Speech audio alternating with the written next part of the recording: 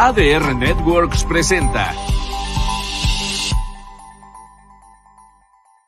This is Celestine Angel. And I'm Isa Crouch. And this is...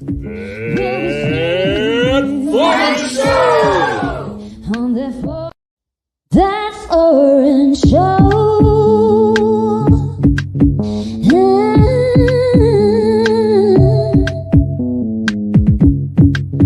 We'll be seeing you on that foreign show. We'll be seeing you. We'll be seeing you every Friday here at TFS. That foreign show.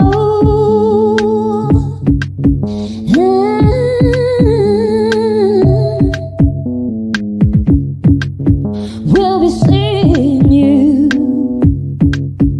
on that foreign show. We'll be seeing you. We'll be seeing you every Friday here at TFS. That foreign show.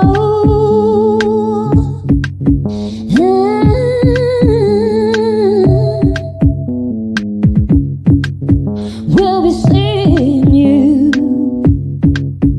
on that foreign show. We'll be seeing you. We'll be seeing you every Friday here at TFS. That foreign show.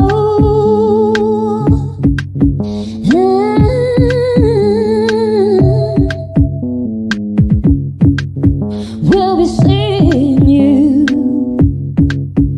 on that foreign show. We'll be seeing you. We'll be seeing you every Friday here at TFS. That foreign show.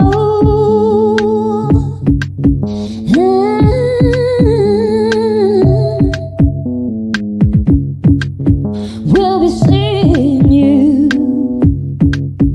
on that foreign show.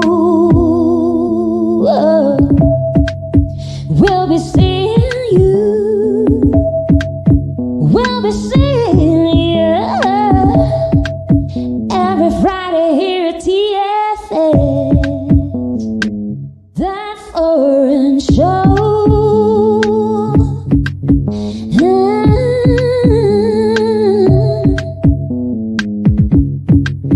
We'll be seeing you on that foreign show. We'll be seeing you. We'll be seeing you every Friday here at TFS. That's all. ADR Networks presenta. This is Celestine Angel. And I'm Isa Crouch. And this is... On that foreign show. Yo, what it do, people? Welcome to That Foreign Show. I'm Isaac Rakesh. I'm Celestine Angel, And and we we are here are on ADR Networks, activating your senses. Welcome to the show. It's Friday, 3 p.m. That Foreign Show. Right. All right. So today for the Insider, we have a lot of interesting things to share. Yeah, I think we have three different things. three different things going on. And just to let you guys know, that Insider segment is a segment where we recommend certain things for you guys to check out. Could be an event. It could be something someone's selling, some cool stuff. And on today's episode, we got three. Okay. First and foremost, we are going to share the Feria del Mundo. So Yes. It's going to be a fair of different things from all over the world. There will be different food, the cultural stuff, and you're going to see all kinds of things from like stuff from Greece, Nepal, Wow. India. A lot of different countries are there. So it's like a world's fair of the world, right? Feria del Mundo. And it's happening from the 29th to the 1st of October. So if Arthur, if you could please put up the flyer, the very last one that I sent you. That one is the Feria del Mundo. It's held in central Tlalpan from 10 to 7 o'clock. And 3 days. Yes, 29:30 and the 1st of October. Yes. So, World's Fair sounds really interesting. You said there's stuff from Nepal and some other spots as well. Yes. Different countries like that, right? Yes. So, like when Arthur's ready to put up the flyer, we will go through that again. But there's just to quickly run through before our guest arrives. We also want to talk about a Jamaican restaurant. Yes. Sorry, actually, it's a catering service, and they sometimes have pop-ups. So, and we are also going to share about our show tomorrow, which is going to be at a major event for an esports collective. So that's all that. Let me just try to. It's a collaboration with Illuminary and this esports collective. And we're going to get into the details of that in just a second, all right? Before that, I want to tell you guys a bit about Irie Eats, okay? It's, like we said, it's a catering service, okay? And it's they do large parties, small events, pop-ups, social events, business meetings, corporate functions, family dinners, holiday dinners, a la carte, dessert. So we have already tried their food, and it's very good. There's curry, and I mean, we're from Asia, so like curry is definitely something that we know well. So the curry was on point. Was on point. Yeah, I mean, Isaac's Indian, so let's have him like and we did. I mean, because usually we don't eat that much meat, so we didn't try the jerk wings. Jerk chicken, we didn't do that one. But we went for the vegan option. Yeah, which was very good. It's pretty cool. Yeah. Yeah, and but yeah, if you do eat chicken, like I think the jerk chicken is like the staple Jamaican dish. Everybody talks about the jerk chicken, right? That's one of the things. Arthur, if you could put the poster up for Irie Eats as well, and also the Feria del Mundo before we go on to the third thing on the insider segment today. Jam-packed today. Today's went to the bathroom, like what's happening? I've disappeared. Okay, well, we will go through these things again when the posters are put up, just so you guys don't get confused. Basically, Irie Eats is a catering service run by a couple of people from Jamaica. Original stuff. All right. So if you guys want them to run their event for you, the food side, you can just drop them a message. And we looking at the list of things that they actually do. It includes pop-ups as well. So for you creators out there, for you guys who trying to run your own brand and you need some support with food and catering, and you want something cool, Irie Eats, hit them up. Yeah. So when the flyer comes up, if for some reason Arthur completely disappears and there's no flyers, we will put them up on our Facebook, Instagram, on the story in the story section, and there is also in our Instagram like a highlights portion, especially for that insider. So yes, so you guys can go check it out. I'm going to put it all there, and that foreign show. You can check it out. So. And then, like, it's nearly time for our guests. So, well, let's tell them about the third event then. Own Your City. Now, this is an event that we are doing with an esports collective, and these guys are called Illicit. All right, so they have a team of gamers who do this professionally. All right, so they are professional gamers for the game Valorant. Yes. And they're having a tournament tomorrow, right? It's coming to like the finale, right? The finale part, and they're going to have this tournament run at the event, and this event is called Own Your City. All right.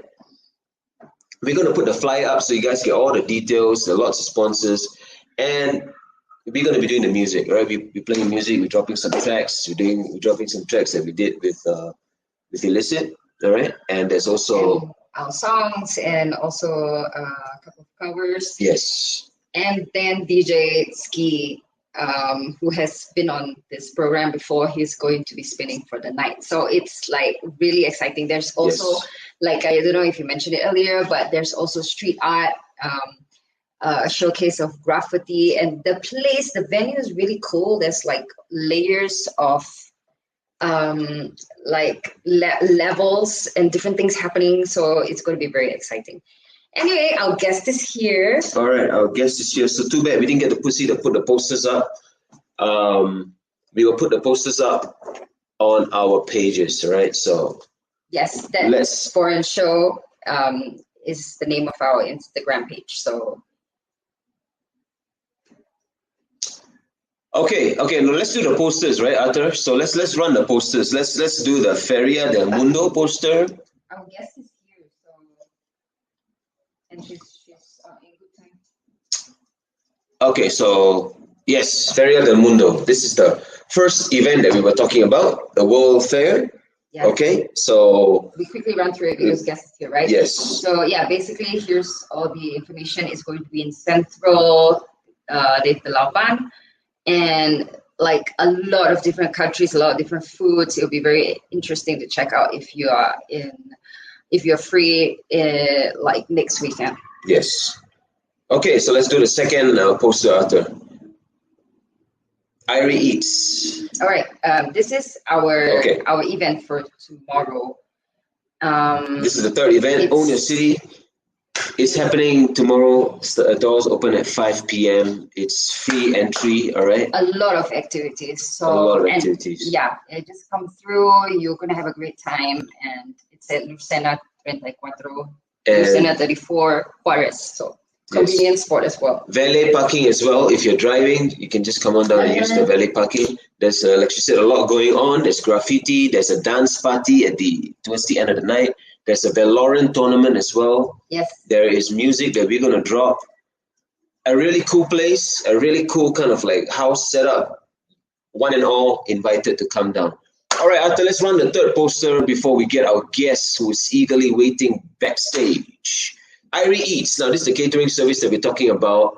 You guys want food, some nice Jamaican original food. So just the main thing for inquiries, you can just check here right now on this poster. The Instagram page is Irie Eats Catering. Yes. So yeah, that's all. And again, you can find this information on our Instagram page right after this episode. We will put it up. Yes. Thank you very much. Thank you very much, Arthur. And now we have a special guest. All right, Luisa Velez is here on that Foreign Show. There she is, right there. How are you, Luisa? Hey, how are you? I'm so happy to see you again. Same here. Thank you so much for invitation and to share with you and for everyone to hear about our story. I'm really pleased. Thank you. Yes.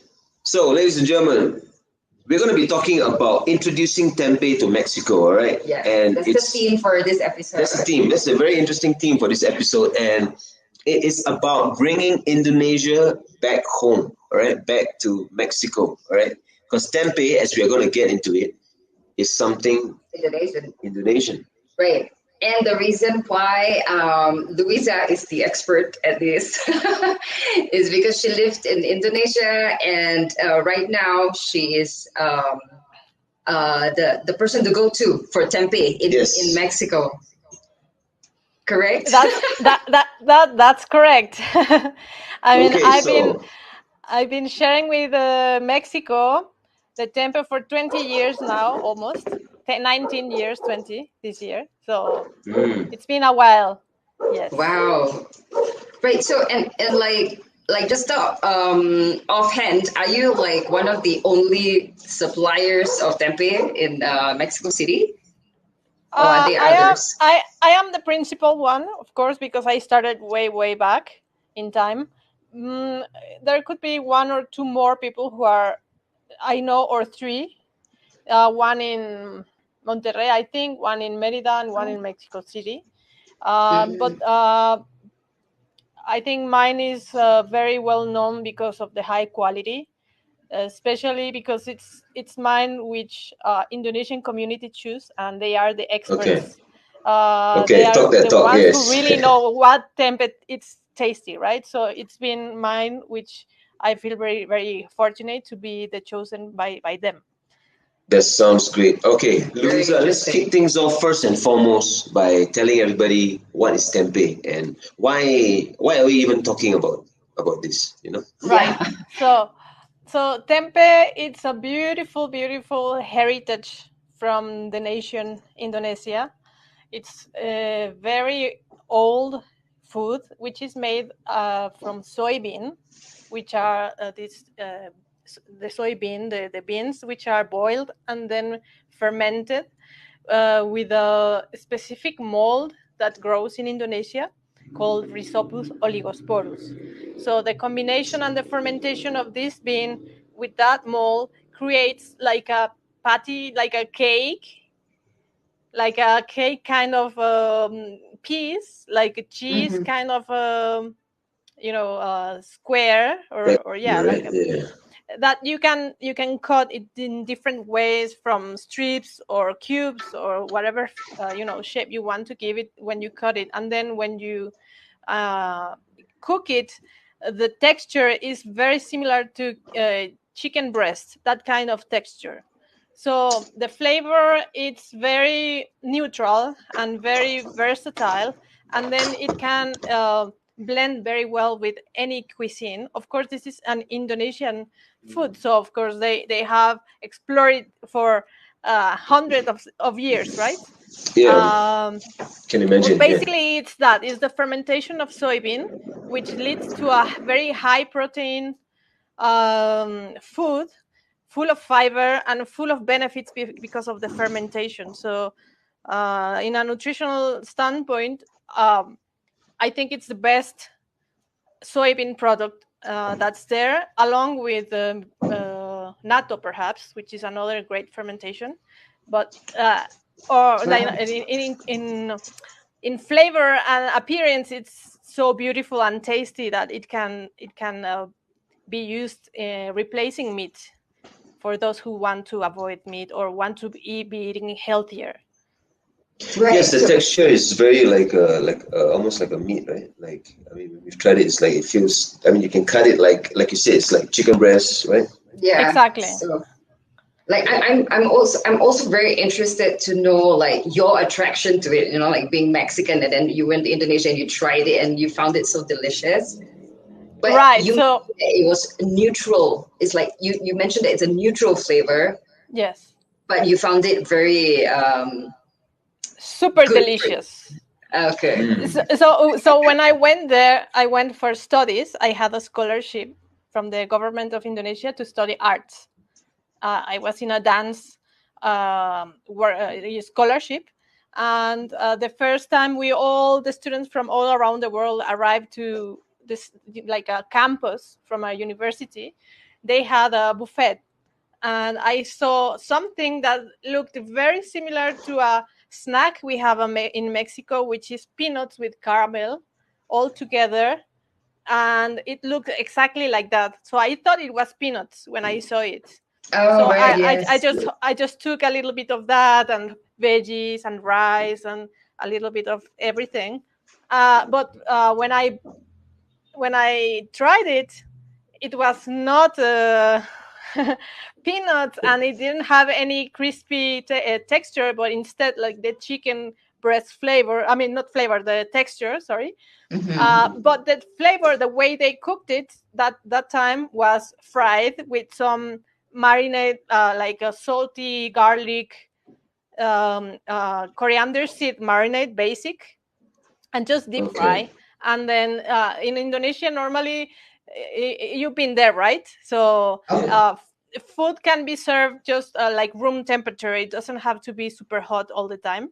So it was so delicious. I really I couldn't stop, like feeling amazing with the flavor. And I was asking the lady beside me, like, what is this? And she said tempeh, and I was like, my God, this is so good. And I went and took more. And since that day, all my stay in Indonesia, that all the months that I lived there, I used to have tempeh for breakfast, lunch, and dinner, along with everything else. But I couldn't live without it. So it was a pleasure kind of impact at the beginning that made me really fall in love with this food. So as a nutritionist, what would you say about tempeh? Because you've been eating it morning, noon, and night. So yeah. So by the time I was living in Indonesia, I was not yet a nutritionist. So when I came back to Mexico, that's when I studied nutrition here in the university. And of course, I was all the time thinking about tempeh and missing tempeh because there was no tempeh in Mexico. So that's when I started okay, let me research what science says about tempeh, and I want to see what's there. And that's when I realized that, oh my God, this is super healthy. This is such a fantastic food. And I'll explain why. So the fermentation by this mold, and I mean in general, all the fermentations, what they do is that the microorganisms that do the fermentation, mostly what they do is to break down the nutrients from long molecules or chains into smaller, simpler pieces. In for example, if protein is a whole thing, then if you cut it in parts, then you will get amino acids. Same for carbohydrates. If you have a big chain that's starch, but if you cut it in pieces, you can get glucose and the tiny part. So in fermentations, the microorganisms, they will do that. So when we eat that, the food, then the nutrients are so readily available for our body, and already the process of kind of digestion has happened outside our body by them, that when we eat, it's so easy to digest. It's so gentle with our gut, and it's so fast to absorb all the nutrients and all the benefits that's why fermented versions are always better than non-fermented versions. So in the case of tempeh, we can get more protein, more nutrients, more minerals in general, more than tofu, for example, which is great as well. But nutritionally, tempeh is superior. Yes, fermentation. So it's definitely a power food for vegans, right? Absolutely. And because of the texture, like chicken breast, for those who still miss, the chewing something similar or familiar to what they used to perhaps like, it's a very nice way to use this food to as a transition into veganism. Not every vegan or plant-based person wants to taste something that resembles to meat, but some people which are trying, it could be very useful for that transition. Right. And on the side note, do you sell only to to restaurants and stuff? Because how about personal? We also like to order consumption. Of course, that's how I started selling. Not selling, but sharing. That's the word that I use. It's about sharing. I was not coming from any business background. I come from a musician family, so yeah, business was not in my mindset very much at that time. But I always thought that I have to share this food. Like you have to try this food. I love it. Please, let's Right. cook it together, and I want to show you this food. So when I started sharing, how to say, I forgot the main idea. So Yeah, I it was started more with friends and their friends or my family, and right. I still keep a huge list of close customers who are just persons who want to get the tempeh from me. Of course, they have the options to get it from stores, but they choose to get it directly from me. So if you want tempeh, you can just contact me, and I'll be happy to share it with you. Nice. Thank you. Like, Yes. definitely it's good food for, because we don't really eat so much meat, so that would be really great. So it's pretty cool that you actually, as you are sharing this, about tempeh, you're actually kind of sharing also the nutrition aspect of it, right? With these people.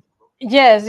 I always try to mention that, of course, because that's my expertise area, nutrients and how to balance and how this can be benefiting many people, especially because many problems that health problems that are there in society are coming from inflammation, and inflammation depends on our gut health. Now from 10 years till now, there's a lot of research and knowledge that was not there before about how important is our gut's health, our microbiome, and how to keep it healthy depends on many things that tempeh provides. Of course, other plants like veggies and fruits and high fiber legumes and whole foods, everything. But tempeh can give so much for the gut health that I really want to share with people how this food can be very beneficial in Indonesia and also in Japan. It's part of hospital food over there. So there's also research that shows how in the Second World War the soldiers that were eating tempeh were healing faster, for example, because of the high nutrient density and the easiness for the body to digest it and recovery from injury or from poor health. So it's fantastic option, I think. So what do you think about Yakult as like because it's similar, right? But do you think it's as helpful to gut health and? Yeah, so there are two subjects here. One is probiotics, which are the microorganisms that become part of our microbiome, and that we eat or take through a supplement, right? It can be pills, it can be a powder that we dissolve, or it can be fermented foods like Yakult or sauerkraut or yogurt kimchi. or kimchi, exactly. So those are the probiotics. That means the alive bacteria that will benefit our health. But on the other hand, we also have prebiotics, which is the food that the bacteria like, the food that they need to strive and keep alive inside our body and benefit us. So if we eat the bacteria, we eat the probiotics, we drink Yakult, but never eat fiber, then we will eat them, but they will not survive. So in order to have the full benefit, we need to have the bacteria coming inside, and also the fiber, the dietary fiber that will feed them. So mostly we have to feed our bacteria to keep our health. Our health depends on them, not much on us. That's the crazy part. Right. Yeah, this is very good information for me, and also I think for all the audience out there, because I was reading in the foreign group chat, and a lot of them complain like the stomach, every few months or so they're having problems, and I had the same. And then there's some people actually saying that they started taking probiotics like regularly, and then it's completely no longer an issue. So I tried doing Yakult, Yeah. but I still have stomach problems, so that's why I'm asking you right now. Yes. You can keep on taking for a while. Not only Yakult, of course, it's a good option.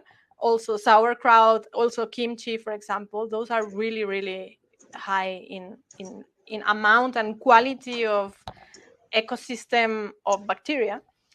But also remember to add fiber to your diet through veggies, to fruits, and high fiber proteins like tempeh, for example, and beans, lentils, chickpeas. All these legumes are the favorite food of the microbiome. So by doing the two of them, the probiotic and the fiber, you will get the higher benefit. So, like in the case of tempeh, it already has the fiber, right? The fiber Yes, element to it. exactly. That's why.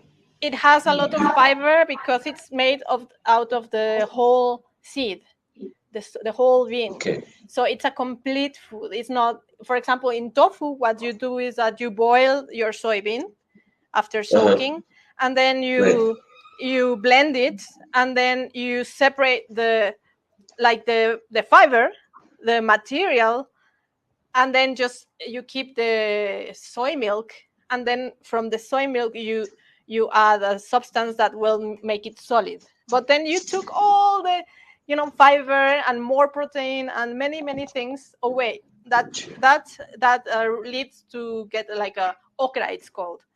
In Japan they use it a lot, and they know how to do many things from okra, but you have removed I don't know, 50% of the material that was there before in that process. Okay. Instead, tempeh has the whole seed. It's like complete. It's like the whole, How is it? What's the process of actually making the tempeh? Like, is it how do they get the bacteria to? How do they ferment it? Like many days? Yeah. You have to leave it. So tempeh is like a kind of a 4-day process.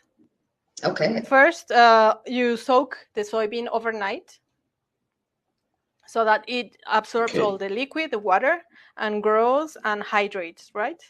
After you have boiled the soybean, what you do is you clean that soaking water, you wash it again, and then you boil the soybean. At that point, it's exactly like tofu, the process. But then what you do is that you mix it with this Rhizopus ologisporus mold, that then it will do the rest of the job, which is the fermentation, for 36 hours. And then it will grow. What happens is that it grows, and it has like roots that get inside into the seed, and there it puts the enzymes, the digestive enzymes, that will take the nutrients to grow itself. But in that process, those nutrients are liberated for us as well. So that takes 36 hours. And after that, you have just like a white cake kind of a, piece. And if you cut it, you can see all the seeds inside, surrounded by a white mycelium, which is this mold. So that's the general process. Right. And do you source this ingredients locally, or is there stuff that you would definitely need to get from Indonesia? So the mold, it has to be brought from Indonesia. So because that mold is not available here in Mexico, it doesn't grow here naturally. So it has to be from there. And and my other only ingredient, which is used, it's soybean. So I've been always focused on quality. And what happens is that Mexico has not been really like a top producer of soybean. It produces many other beautiful, amazing products, and veggies and avocado and many other things. But soybean has not been like one of the main crops. And mainly what happens is that soybean has been used for oil production, for cooking oil. Yes. And it doesn't we have see that. so it doesn't have the profile that I'm interested in for protein. It has less protein and more oils, good for oil production. And the other part is used for animal feed, because soybean is such a such a nutritious seed that they all use it a lot for growing animals for human consumption. So well, would the process be different if you use some other kind of have you experimented before with some other kind of grain or seed, like a legume or something? Yes. Maybe for the mold. Yeah, for the mold. Just for the taste, like the Indonesian one, right? Exactly. There are a few other molds there, and different colors of these molds are like, could be orange, and there are different varieties. But and of course I have used other legumes, for example lentil, chickpea, peas, green peas, and fava beans. But what happens nutritionally, what happens is that because soybean has more protein, more natural oils, essential oils, and a little bit of starch, what happens is that after fermentation, it gives you a great texture. But if you use the other legumes, which are more carbs, more like starch, some protein, and almost nothing of fat, the texture when you make tempeh with those is more mushy. It's more like potato, sweet, like a cooked potato, kind of dry, mushy texture that I don't like much. And also the flavor changes, so I don't like it much. It's possible you can add like amaranth, you can add like rice, other cereals, many things you can add. But I also feel that I am like a ambassador of Indonesian culture out abroad in Indonesia, and I want to share what the real tempeh is, how it is in Indonesia. I want to keep it pure. Many people can do variations, and that's fine. But I want to show that this is a very old, traditional heritage food, and I want to keep it as pure as possible. That's why I just focus on soybean. Also because nutritionally it's superior. So those are my reasons. That's really cool. You want to keep the original culture kind of going, right? The kind of intention that they had. Yeah, plus it's a heritage food. So like keeping it authentic to the exact way it's made is part of the beauty of it. Yeah. Part of doing it justice, right? Yeah. And plus it goes so well with Indonesian food, like with the rice and with so, dishes. Do you make Indonesian food then, since you know how to make tempeh? Well, that's the paradox part, because it's very hard to get Indonesian ingredients for cooking here in Mexico. Like there are some that are so hard to get. Only in USA you can get like I don't know, like spices from Indonesia. We have a much bigger Indian community, for example. So we can find any spice from India. Like black cardamom or like ajwain or very exotic kind of spices. It's now possible because there's huge amount of Indian people living in Mexico now. But Indonesian community is very small. So we don't have an Indonesian grocery shop that will have all the spices that are really needed, and so it's not that easy to get. And for that reason, I haven't been able to cook many Indonesian dishes. But the basics I can, like sambal and nasi goreng and mie goreng, like all those basics are possible. But I think that's all you need, right? The sambal, and you got the rice. Yeah, and then sambal, rice, and tempeh. That's it. So okay, like now it's I think a good time to find out what your experience was like when you were in Indonesia. Like Yes. obviously you love the food, Yeah. and what were the people there like, and what was the cultural differences you noticed being Mexican over there? Yeah, interesting. Please Yeah, tell us so about that. I feel that Indonesia is one of the places that I have been to, which I find it like super beautiful. Like I know my country is super beautiful. Mexico is really beautiful, but I find Indonesia even perhaps more beautiful because of many reasons. One is that they have kept their culture very, very strongly alive, even though they were colonized, but the culture was not really taken away from the people.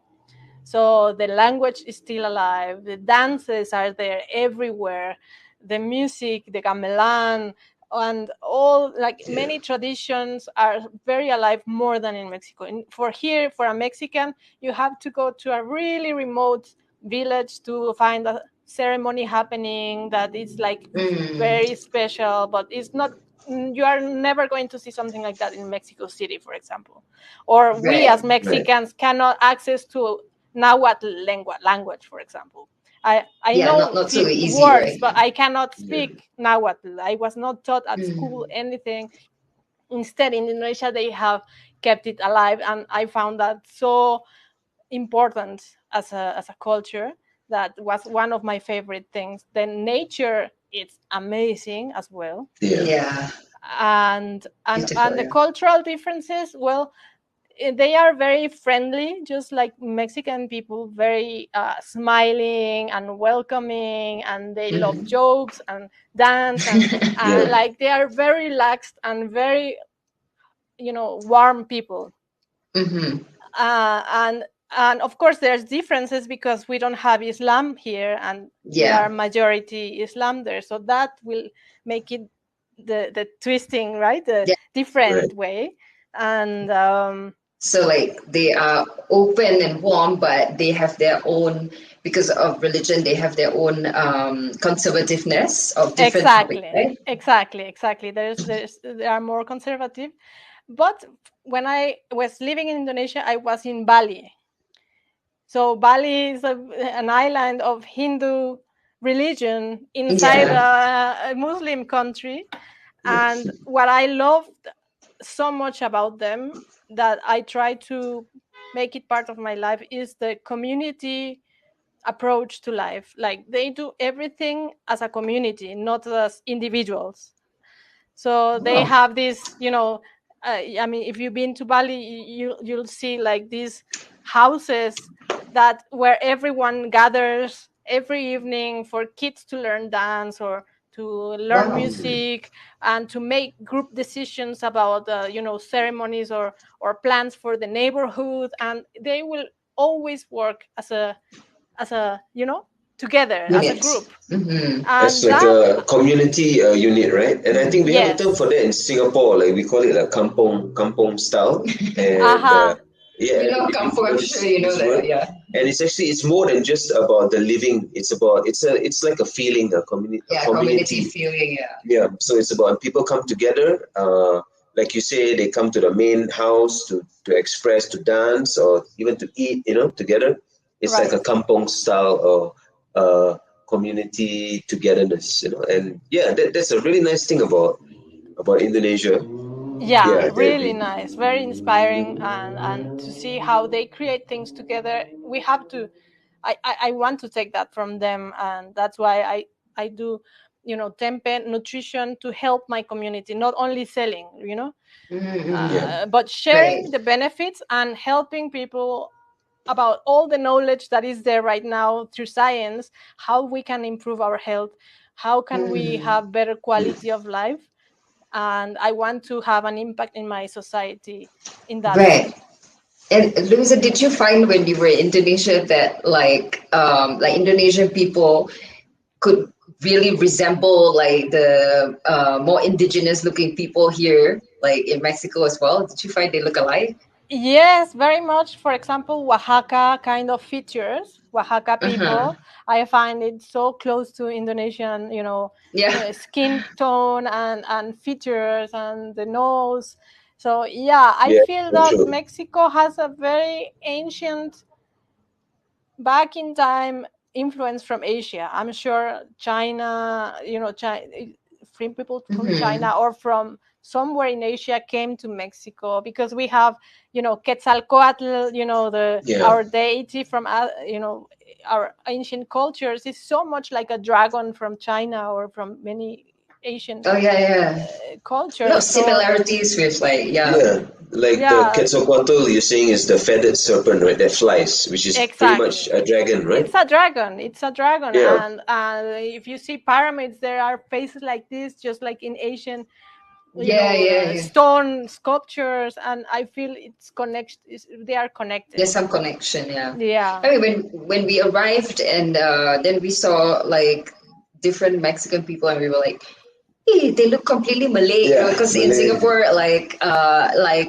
we have a lot of Malay friends, and Yeah, yeah, Indonesians and Malays, they are the same race, right? Yeah, and then exactly. so we're like, wow, they look completely Malay. Then we were like, are they Malay? Are they Malay? But they're not. They're Mexicans. Yeah, yeah, that's so interesting. And what actually brought, or why did you actually go to Indonesia in the first place? Maybe you want to tell us a bit about that story, Luisa? Yeah, because because I come from a musician family.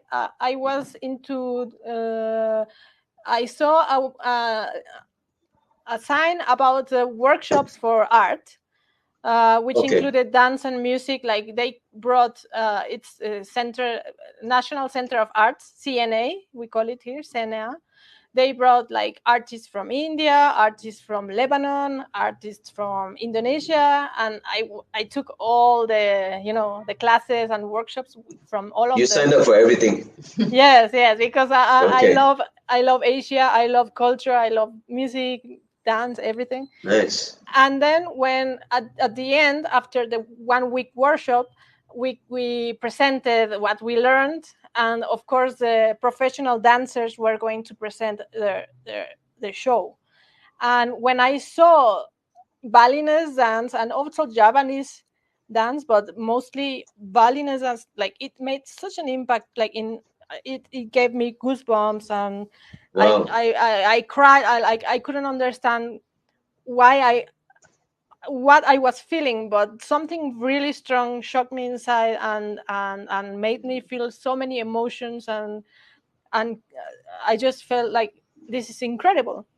This was the first time I could see something similar to that. And after that, the classes, there was a Mexican lady that she's like a dance diaspora of Indonesia. Her name is Graciela Lopez. She's top level quality dancer, and she has been doing what I've been doing with Tempeh, but through dance in Mexico for Mm. many years as well. And so she started teaching me dance because I felt interested in learning. That's when she said that, why don't you apply for a scholarship? Indonesia is giving Wow. scholarships. And that's how I got my scholarship in the first place. Oh, very interesting. So I believe you dance shared with us. Yeah. so Yes. dance took me to Tempe in a way. Okay. Yeah, because you're Yeah. from Wow. an like artistic background, and like even right now, the way you're doing your tempeh business is also with the artistic flair. Yeah, So yeah, with the kind that's of, what would draw you basically. Yeah, I can see that. yeah. So like the essence of what the culture is in your opinion, I mean, tempeh kind of really represents that, right? Like it kind of represents like everything good about that, yeah, about Indonesian culture in a way, right? Yes, I mean, it's one of the best foods from the world. Like it has so much potential, for example, for helping undernutrition kids, to go out from, under malnourished people, and it can do so much for society, this food. Like when I want to, for example, when I'm bigger, I want to donate tempeh for example, for kids schools, or for kids without homes, like where they don't have parents, they live in a special house, or for elderly people who cannot chew anymore because they don't have the good teeth, so they can eat tempeh and improve their quality of life. So it can give so much for society, and I really think that there's so much potential in tempeh, and I always promote this as Indonesian food. Yeah, it's really amazing how much you believe in the food, in this food that you are sharing, because you're also a nutritionist, and then you also lived in Indonesia, and you find this so beneficial for your community here. So, yes, and the feeling is really coming across. I mean, even from our first meeting. Let me ask you this. You are passionate about it, right? Yeah. Yes, you're passionate about this, and like the way you phrased it, you say you believe that it's one of the top foods in the world. And let me ask you this about storage of the tempeh, because you mentioned that at some point you want to get into giving tempeh away to people who are less fortunate. Yes. Do you need to refrigerate it, or how long can you keep it in storage before you eat it? Sure. So because tempeh is a fermented food which is alive, then the more days that go on, the mold will keep on fermentating, and the flavor will be stronger and stronger, because it's a natural process, right? So Right. what I want to do, what I do is to keep it alive and use the freezer, like the frozen kind of way to storage, tempeh. Okay. So that it doesn't need like any chemicals, any additives or anything for it to last long. It can last from 3 to 6 months in the freezer, and we just you need to thaw and you can use it. It's a long time. Yes, it's a long time.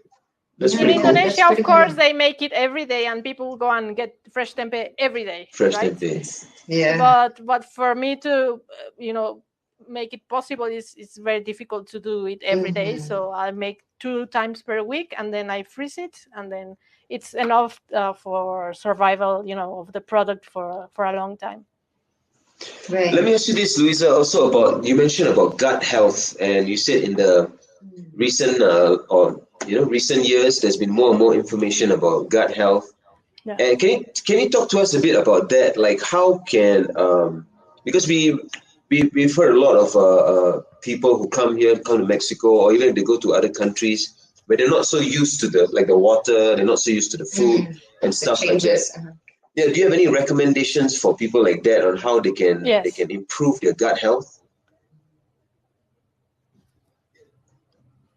Like how they can get to a better place where they can be more in harmony with what they are consuming. Yes, for sure. Like, I mean, yes. Sorry.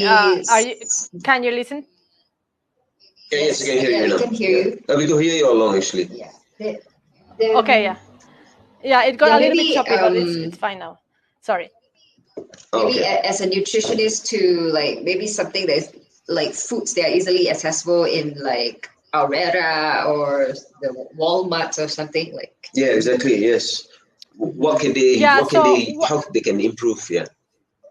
Right. That's a very good question, especially for people from more developed kind of like so-called countries, right, where everything is so sterile and clean and everything, and then when they come to Mexico they get sick often, they have tummy problems, diarrhea, stuff like that, because they are not used to the level of bacteria that we as Mexicans are used to.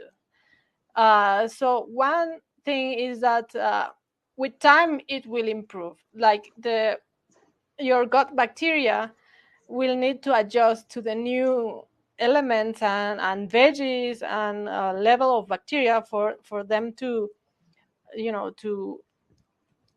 to get used to that. So it's a matter of time in one way, and allow the immune system to become strong, because that happens, for example, with kids, right, babies.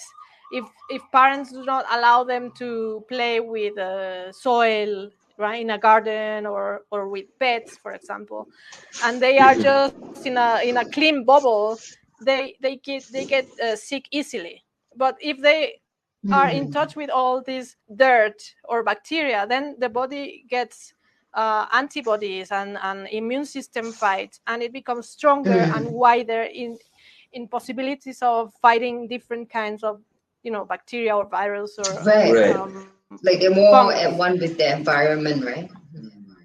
Exactly. So that I would say it's a matter of time. And on the other hand, using probiotics is a very good way to make our gut system stronger, as we were saying before. So Yakult and sauerkraut and kimchi and other fermented foods, if you take them regularly, you will help the immune system to work more. And also, there are many foods that improve the immune system strongly. For example, oats. They have a kind of fiber called beta glucan.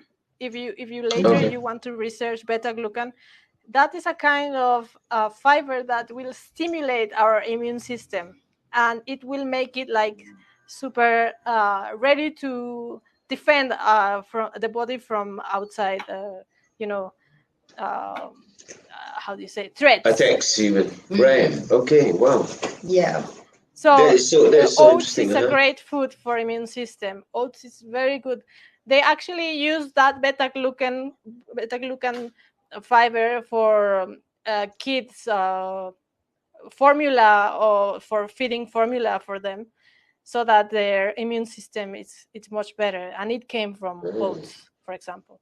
Right. Mostly we love oats. The fruits and veggies and plant foods will improve our health in every possible way.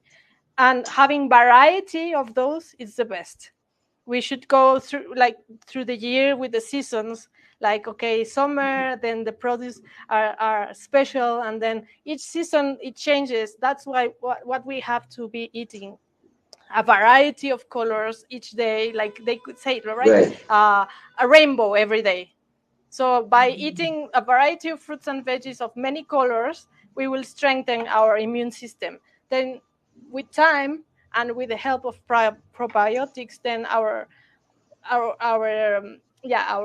resistance to living in a place like Mexico will be just like a Mexican. You just have to get used to it. But I know that it could be difficult at the beginning and a struggle for many foreigners. So that's what they can try to do.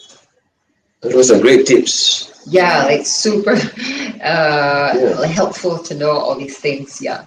And like, I'm also very interested to hear more about your experiences back when you were living in Indonesia, like in terms of growing as a person, just having more awareness living overseas, and those kind of things. Like, do you have any thoughts to share? Well, it's the last minute for your question. Okay. So, well, final thoughts. Every country, every place in the world has so much to learn from, and especially when we are these are like very ancient cultures, like not new, right? They have thousands and thousands of civilization, or blends of civilization, like Indonesia, which is a blend from China, from India, from Australia, and all that together, it's what we say Indonesia today. So there's so much wisdom there that there's so much to learn. For example, the community approach was one of the most important things I learned from there and tried to acquire in my life. And also, I think that they have a very special sensitivity for art. So their houses and their places are so aesthetic and so pleasing and so careful with nature as well, at least in Bali, for example, that I was amazed how well they keep and take care of nature over there, because there's a sense of spirituality and ritual and care for others, for nature. It's like a whole oneness that I could feel over there that was very special, especially coming from a very individualistic culture that could be more Western kind, like Mexico or USA. Like we are much having a lot of influence from USA. So that was something that was very special from Indonesia as a foreigner. So you would recommend people go check out Indonesia for sure? Of course. It's like a one of a kind Indonesia. Beautiful. It has nature, it has art, it has food. Imagine it's 17,000 islands. Wow. How much we can see there? Like it's 17,000 islands. Yeah, it's like, and no matter what, travel and open the mind, right? Yeah. So like definitely it's good for advice for anyone, right? To see. Yeah. I mean, thank you so much for joining us here today, so Luisa. We've learned a lot from you. Thank you so much for inviting me. It was a pleasure to share. And if you or your community wish to, ask any question or be in touch, just let me know. I'll be happy to help you go transition into Mexican, environment through nutrition, so that it's not that difficult for all of you. Okay. Well, guys, you heard it here first. If you have anything you want to find out, or if you want to get some tempeh, even you can contact us and we'll get you in touch with Luisa. Yes, and also I think we get her Instagram page already. Yes. If not, you'll see it on the Facebook link. And I'm Celestine Angel. I'm Isaac Rakesh. And we have Luisa Velez with us, and we're signing out. Peace. Thank you very much for the show. Bye. Thank you to all who joined us here on That Foreign Show. It's been awesome. I'm Celestine Angel. And I'm Isaac Crouch, and we'll see